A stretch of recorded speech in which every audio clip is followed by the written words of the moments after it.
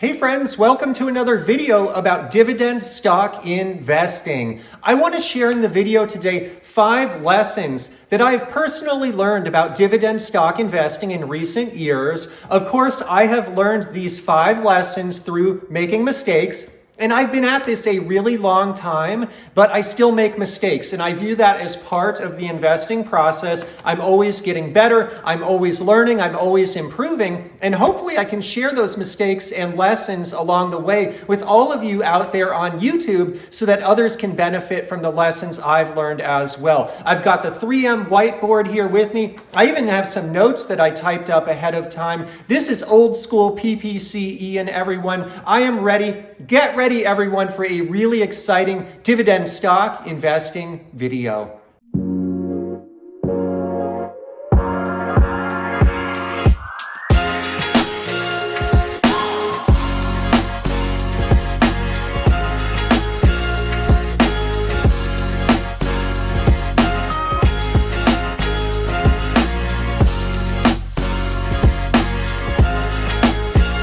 Welcome to PPC Ian. This is dividend stock investing for everyone. All right, everyone. So the first lesson that I want to share with all of you is about being boring. I have learned to pick a singular strategy and be really boring and stick with it. And I have learned to avoid distractions. It's really difficult for me, quite frankly, because I have a marketing background. I've been kind of brought up in the business world, if you will, to always be testing new things, always trying new strategies, always looking for hidden gold mines, if you will, out there where hidden opportunity lies ahead.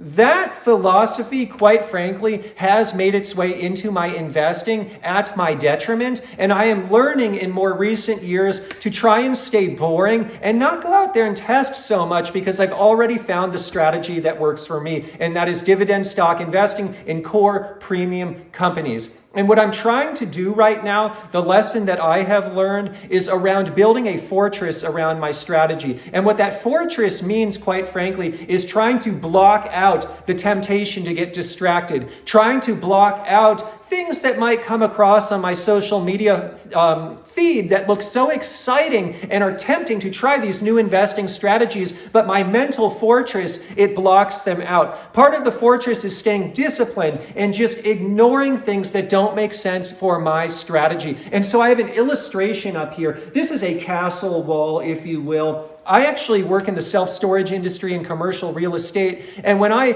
build self-storage facilities, I like to build them in what you would call a fortress style. And so if you see a facility that I build, typically what it will have is a CMU perimeter wall around the entire property, and someone can only enter or exit the property through gates that are access controlled. And so the benefit of that, obviously, is a castle or fortress style of development keeps things out that shouldn't be coming in and keeps things in that should be in. I'm trying to do the same with my mind as it pertains to dividend stock investing so that I don't get distracted and always test these new things, always bring things into my castle that might not be as optimal as my core dividend stocks. And so in the illustration here, I just want to share quickly for those that don't have a construction or real estate background, there's a lot that goes into building a fortress, and I think similar steps ought to be taken in the investor's own mind. And these steps could be a little bit different, obviously, than physical real estate, but there are steps like journaling about dividend stocks, writing down a business plan, sticking to certain contributions that might happen to certain stocks on certain days of the month. For example, I used to buy Starbucks every Monday, for example. That was the discipline of my fortress-like strategy that I was building at that time. And so with a physical structure, though, you have base rock that is compounded underneath the foundation. You have proper drainage so that the water will drain away from your fortress. You have a footing that is put in on top of the base rock that is engineered by a professional and has rebar and has engineering behind it. On top of the foundation, you can put your CMU bricks. Inside those CMU bricks, you have more rebar. You have concrete poured inside of those. You have officials from the city coming out and testing, making sure the concrete is strong enough. You have third-party individuals coming out, making sure that the concrete is curing and is strong enough. They take samples along the way to audit your work, if you will, as you build this fortress. Once this feat of engineering is done, it is really, I would say, nearly impossible to get through that CMU wall or that fortress. I am trying to do the same with my dividend stock investing in keeping the junk out of my mind,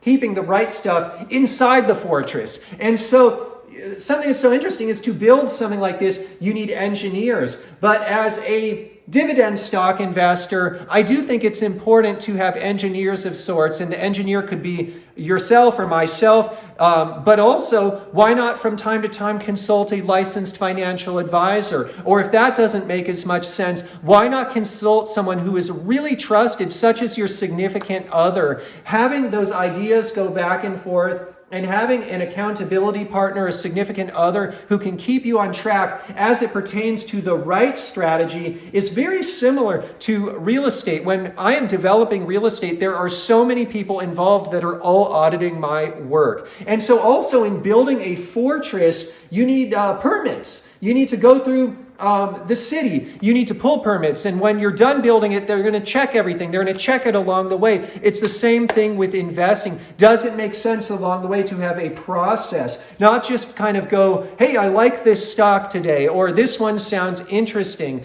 I'll tell you, quite frankly, recent experience I had, and I'm even wondering, should I sell it and just put the money into a core stock like PepsiCo? I bought Marriott Vacations Worldwide. This, I would say, is a more impulsive purchase of mine recently. I got caught up in the excitement of vacation when I got home from vacation, as I always do. When I'm on vacation, I shouldn't have been distracted. I'm going to get to this later. This is another lesson or mistake, but I'm on vacation. I'm a true dividend investor, if you will, because I'm just thinking about stocks and I'm out there on vacation in Hawaii.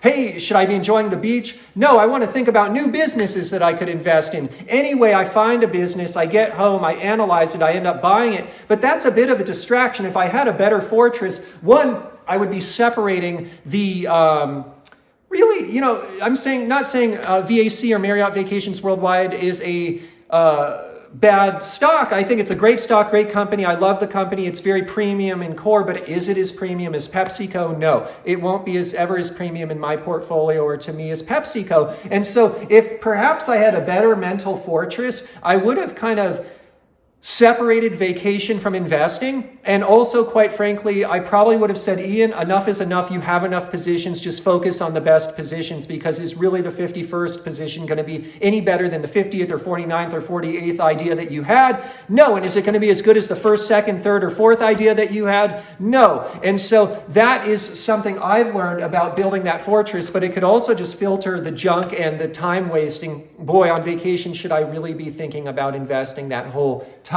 And so that was really lesson number one, is staying boring. And obviously that doesn't make my YouTube channel as exciting. It doesn't make me as exciting as a content creator, but I have to have this separation. I have to have this fortress to protect what I'm doing, to stay focused on the core stocks. And quite frankly, if you check out on the screen right now, I want to share with you just a quick stock chart. This shows how those core stocks, the best ideas, my best ideas, I have to have conviction into them. I have to stand by them because they are the ones that are working for me. And you can quite frankly see here how my top positions, like Johnson & Johnson, PepsiCo, McDonald's, they're doing really well during this bear market. And so it's so exciting to see that's happening. But quite frankly, I need to double down on that, and I need to be more calculated in what I do and not always be testing new ideas like I've been brought up to do in the business world. So that is number one. Hey, put in the comments below, by the way, any lessons you've learned as an investor over the years. This is a community. This is dividend stock investing for everyone. I am no expert. I'm just sharing my journey here as I go. I have done well over the years, but I'm always learning, and I'd love to learn from you as well. Please share in the comments if you have any fun lessons to share. hey, no lesson is too small. We are all trying to improve. I want to share the second lesson now in front of your eyes, and this is the one on the bottom of the whiteboard here, and it's really being open to geo-arbitrage. Right now, I am filming from my new home, our new home here in the greater Boise, Idaho area. We made the move back in June of this year. It has been fantastic. It really has. And I moved from the Bay Area, and I want to share... this almost contradicts this, but in another way. It's not really, this is more about stock positions and stock strategy. This is more about personal finance and generating money and living your best life and kind of all those things that go into this. And so they kind of contradict, but they don't, because I'm talking about different areas of life. When I used to live in the Bay Area, it was like this.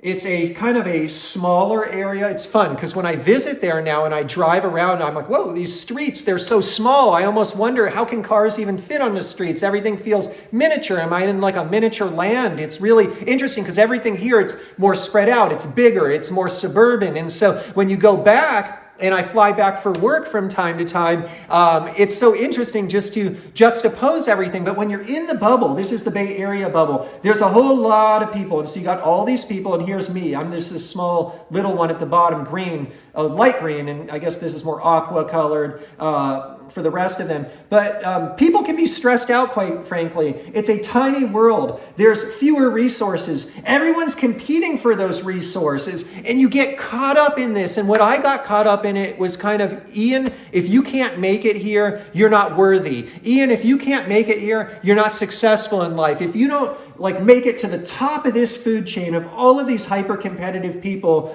somehow life, not everything is right with life. I don't know why I came up with that. I think it's because I'm a competitive person by personality. I've always been that way. I'm always striving for the best. How can I be the best? How can I come out number one? But what I've learned is, quite frankly, that game doesn't matter. When you're in the game, you think it matters. You really do. At least I did. And I know other people in this game, they think it matters. And it's a silly game because it's kind of like it's just a fake game. It's arbitrary. It doesn't make sense. What is the point of making it big time in this small bubble? Now, by the way, I'm not trying to put down the Bay Area. I love the Bay Area. If you're tuning in from the Bay Area, shout out. I love you all.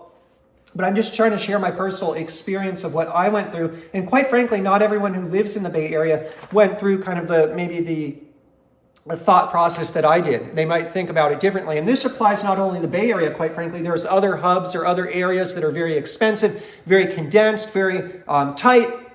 Maybe like New York City, for example. But what I found when I moved, there's a bigger bubble. It's much bigger here by land, just by land as compared to the amount of people. And so now we have fewer people. I'm the green guy here in the middle. Everyone's more spread out. I would say everyone is happy, or people are happy. There's more resources. There's more space. It's people who go to work, they seem to be more happy. You go to Home Depot here, which is a stock I own, by the way, I love it, and people will rush to me who work there and say, how can I help you today? Are you looking for something? Are you doing a home project? Can I point you in the right direction, with a smile on their face? I mean, quite frankly, I do the Home Depot test in the Bay Area. I've had people there who I've asked for help who they'll kind of provide help, but I'm not saying everyone there does this, but I had one person just complaining about his job to me. I'm a customer. He's like, I hate this job. I don't want to help you, kind of thing. It was that kind of vibe I got. And so I'm just saying it's different. And so one thing I was once completely closed-minded to in the world of personal finance, I opened my mind to. A lot of that was driven by recent years and seeing changes before my eyes about how things were changing in our town where we were living in the Bay Area, and just getting ready for new things in life, and for our growing family and having more space and all of that. But a lot of it was due to my wife as well. She had wanted to move for a long time, but at a certain point, there were so many decisioning factors that went into it, and it just snapped. It made sense. And not only has this been a better move, I would say financially speaking, which frees up more cash to invest up here in the fortress, hopefully not squandering it in suboptimal tests or new ideas, but really just in the best stocks, the ones that are in the center of the fortress, like Johnson & Johnson and PepsiCo and McDonald's. It frees up money for that because I've been open to this financial strategy of geo-arbitrage. I never was before. I was very close-minded to it, but also it's really opened up my happiness as well and overall quality of life. And of course, I'm not trying to put down the Bay Area or people who live in a more urban area that's a little tighter by any means. And what I've also found is there's just different phases in life. And at this phase in life with a family of 4, we need this. When we were younger, my wife and I actually really thrived in this. And quite frankly, that's the plus side, I would say, for an investor who might be younger in life. Maybe the geo-arbitrage, it's not only a matter of adopting a strategy like that, but timing it right. Because if you time it too early, the job opportunities here may not be quite as powerful here, especially for people who might be in a really technical field or like computer science or engineering or things like that. And so a more urban area might make sense, as it did for us earlier in our lives. By the way, if you enjoy some of these lessons I have learned recently, please go ahead and click the like button. It really does mean the world to me. I'm so thankful for all of you here watching this video, and I hope you enjoy these more old school format videos that I'm sharing with the whiteboards. By the way, these slides I'm posting on my Instagram stories as well. If you just want another look at those, I'll link in the pinned comment to my Instagram, so you can check those out as well. And so what I want to do now is kind of refer to my notes to make sure I'm not missing anything here, because I jotted down so many notes. But what I also want to do is I want to turn the slide, because I've got more to share. So let's do this. All right, so slide number 2. Don't always think about money. This is a tough one. I invest in Apple. Apple makes a lot of money on this little gadget here, the iPhone. This is a very powerful gadget. At the same time, it could be dangerous if used the wrong way. And what I would say is this actually goes into lesson number 1, which is creating that mental fortress, not to allow new ideas that aren't really consistent with the core strategy making their way in. It's easy to think about money. It's easy for it to become an obsession of sorts. It's easy to think about money, for example, when I'm on vacation and I'm researching new stocks, like my homie, my favorite investor of all time, Peter Lynch. That's what he used to do when he went on vacation. But quite frankly, I probably shouldn't be doing that anymore. I probably should be just relaxing at the beach, especially given the high cost of inflation and the high cost of travel. I'm going to get to this lesson in a minute with all of you. But it's powerful, but it's also dangerous. It's dangerous because it could take up mind share, but it's dangerous because it could also create new ideas for going back to the fortress in number 1 that don't make as much sense. Oh my goodness. Please go ahead and count up how many times I said fortress. This is like the last video where I was talking about the goose that laid the golden egg. I've probably said this now 50 times. If anyone can get an accurate count, please put it in the comments below. I'll try to diversify the words that I use in the rest of this video a bit. But investing is like a bar of soap. I love this quote. This is one of those famous investing quotes, that the more the soap is handled, the less of it there is. And so with investing, it's better just to find a strategy, a core strategy, set it and forget it, be boring, and let it do its thing. And to use this maybe to stay accountable to a core strategy, but to avoid using it to get distracted. And certainly what I've found, quite frankly, in recent years sometimes is I've become a bit too into the investing, if you will, and it's become too big of a part of my life, and it just takes away time that could be spent on other things. And so I think it's important to have hobbies. I think it's important to have other interests. I think it's important just to not think about it sometimes. Now, one thing I'll say is I was thinking about investing so much over this last year that I've been deploying a lot of money. At this point in my life, quite frankly, I'm trying to slow down the money that I'm deploying because there's not much more of it. And I've kind of gone into maybe a little bit of a state of being over deployed. And so, I don't know. I would say that it's important at times even just to be okay with not deploying money, to letting the strategy do its thing, to being a little bit boring, to focusing on other ventures in life, to letting the system do its thing rather than getting too ahead of one's self by either deploying too much money or making too many trades into these ancillary positions that don't make as much sense. All right, I want to go into lesson number 4, and this one actually will probably surprise some of you because I did a video early on in my channel how, hey, I don't like retirement accounts, I'm all about individual accounts. That made sense for me at that point in my journey. Right now, I have 2 kids, I'm married, we're a family of 4. What I would say my outlook, even having participated in Geo-Arbitrage, is I'm not so certain I'm going to be retiring early. I'm not so certain with the fat fire, quote unquote, lifestyle that we have. Is it going to be prudent or possible to have an early fire before I'm in my 60s? I don't really know. I'll tell you though, at this point, my goal, I'm in my 40s now, is by the time I turn 50 to really dial down the cadence and the pace and the strenuousness of my work and to use dividends really heavily to supplement lifestyle and to enjoy travel and to slow down at work and to have more options. And so I would say that is really my goal at this point, which I haven't discussed with you all for a long time. My goal used to be, hey, Ian, let's just get this done. Let's retire and live the good life. I'm just saying, realistically, with a family of 4, with inflation, with the rising costs of living, the inflation can really hit, especially with child-related expenses and with educational-related expenses, with travel-related expenses, and that inflation hits hard when it's travel not just for 1 or 2, but travel for 4. That inflation is real and it's not going anywhere for food-related expenses,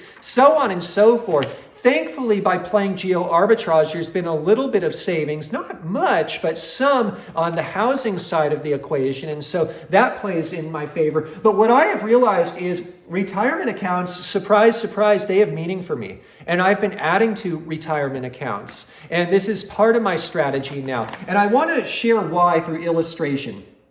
I've got this chart. Here's Ian now. I'm in my 40s. Here's Ian later. I'm going to be in my 60s, eventually my 70s. Here's dividend income. It only goes up. Right now, it's on this trajectory, up, up, up, up, up, straight line, more or less year over year. I'm participating in dividend increases from world-class companies like McDonald's. I'm loving it. But when I turn 60, let's just say around then, I want to participate in a traditional retirement. Let's say I have no retirement accounts for sake of illustration. Well, what's going to happen is I'm not going to sell dividend stocks, but the pace of the growth of cash flow, the curve flattens out. It still grows, but it's more flat. This is the bottom part of it I'm talking about. Why? Because now I'm not reinvesting dividends anymore. And if I'm not reinvesting dividends, the cadence, the pace at which the dividends grow, it's going to be slower. Let's think hypothetically, though, I can delay it by 10 years. I'm not going to start tapping in dividend income in the 60s. I'll do it in the 70s. This linear line now kind of keeps its slope, keeps growing. I have more cash flow at 70 than I would have if between 60 and 70 I was living off the dividends. There's a delta there. That's why there's 2 lines here and they kind of deviate at 60. In both cases at 60, I'm retiring here in this illustration, but just in one, I'm living off dividends. In this one, I'm not. I'm just reinvesting dividends as if I would otherwise, and I'm letting it grow. What is making up the difference? What's making up the difference is retirement accounts. And so the beauty of retirement accounts, quite frankly, is I get some tax savings now. Well, the ones I participate in, they're tax deferred, which is great because taxes are a huge expense. But what's so exciting also is when I eventually withdraw money from retirement accounts, they're in mutual funds. I couldn't care less if I have to sell off funds and use cash for living expenses. I really never want to sell dividend stocks unless it's kind of a stock that doesn't fit the criteria anymore. Maybe it was a stock I should have never bought and I'm selling it to put it in a core stock like McDonald's. Sure, that makes sense, but it's rare that I make those types of trades, but I made a few of them. I've shared them on my Patreon recently. I'll share a link to that in the pinned comment below. But what I've come to realize is, boy, if I build up these retirement accounts, one, if my dividend income doesn't quite cover living expenses in retirement, I can use the cash from retirement accounts just as a stopgap measure, just to pay for stuff.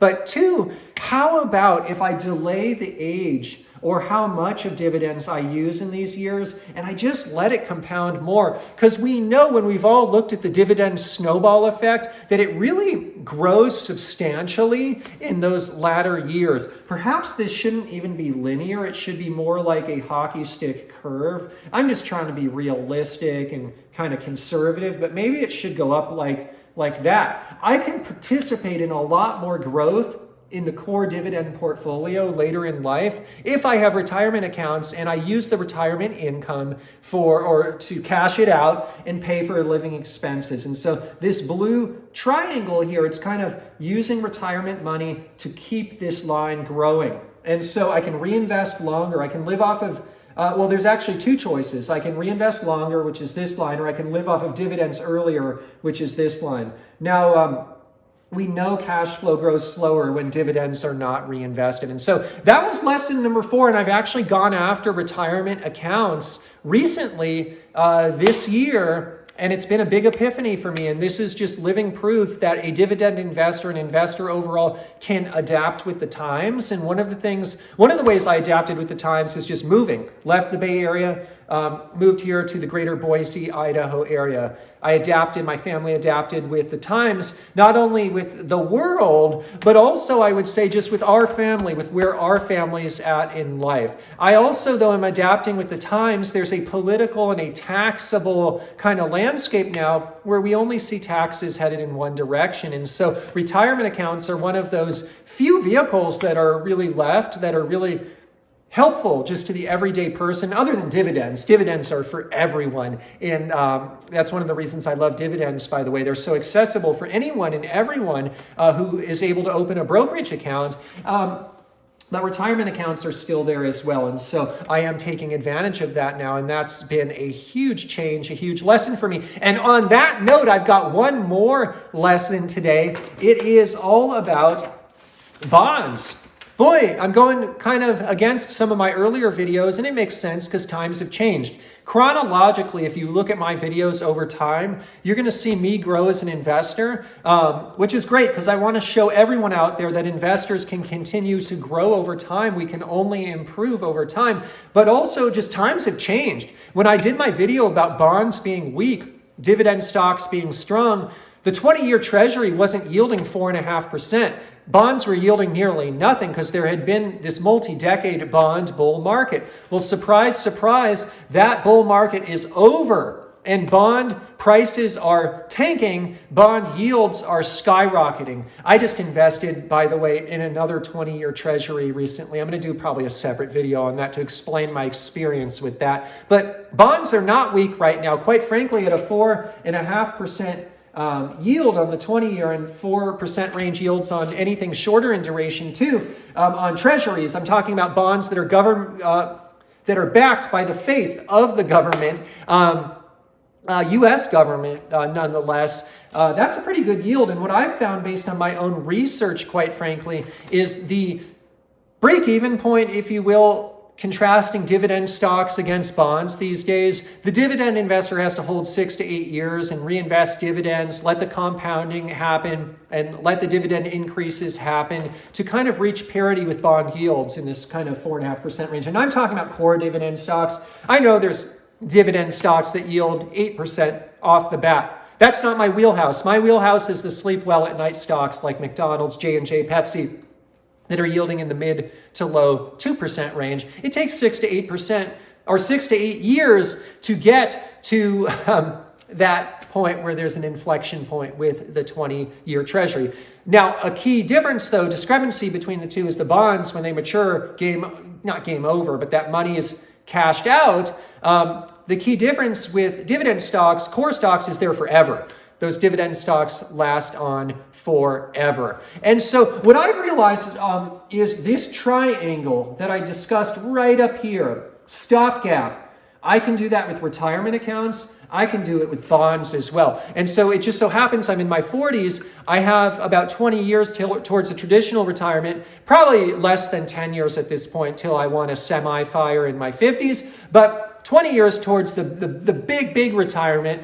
I want these bonds, because what I'm doing with the 20 years is in the short run, I'm using the cash flow to pay bills, which allows me to reinvest more dividends from qualified dividends, not tap into this part of the portfolio so much, let it do its thing, because I do use cash flow to pay some of our bills right now, and I can lean more on the treasuries right now. I can feel more comfortable using them. But two, the 20 years, they're going to be maturing in time for retirement. And when they mature, I can use the money that I receive to pay bills. And that will delay me even more from tapping into dividend income, which allows the snowball to do even more and to hopefully not only go like this, but to hockey stick out of control into a huge amount of passive income. We all know that time is so valuable, and the more years I can delay tapping into the dividend portfolio that I've built, the more it can grow and snowball. And the bonds, they just help me do that now. They help me do that, although they're not very exciting. I also use bonds, by the way, just to store money. I have some shorter duration bonds where I don't feel comfortable lump sum investing all of the cash right now. I have some that are kind of maturing on a ladder schedule over the next 10 years. And as they mature, I can determine at that time, do I re-up in the bond again? Or should I take that cash and pour it into dividend stocks? So there's part of that going on as well. But bonds are no longer weak. And that just goes to show how much our world could change. If you asked me 5 years ago if I would be buying bonds, if I would be going heavy in retirement accounts, if I would have moved from the Bay Area to Idaho, I would say, you know what? You are insane. You are crazy. That would never happen. But you go through 5 years of life and so much can change with our world. We've all seen it. This is a great time in 2022 to reevaluate everything. That's what I'm doing, at least. I continue to learn. If you enjoyed the video, don't forget to click the like button. Don't forget as well, if you are interested in more videos like this, to please subscribe. And I'm back with the whiteboard. In terms of full disclosure, I'm long 3M, ticker MMM. I'm long Apple, ticker AAPL. I'm also long Johnson & Johnson, ticker JNJ. I am also long PepsiCo, PEP, McDonald's, MCD, Marriott Vacations Worldwide, VAC, and Treasury bonds, 20-year Treasury bond, all the Treasury bonds. I'm long the Treasury bonds. And before I go, in terms of a friendly disclaimer, today's video, it's not investment advice. I'm not a licensed investment advisor. I'm just sharing my journey here on YouTube for fun and entertainment. If you're going to go out and invest in the stock market, bond market, anywhere, please go consult your licensed financial advisor first. Goes back to point number one. It's important to speak with a licensed financial advisor. I'm just sharing my journey here on YouTube for fun and entertainment, complete with all of my successes, mistakes, lessons, all of it, the entire journey. I love you all. I will see you in the next video.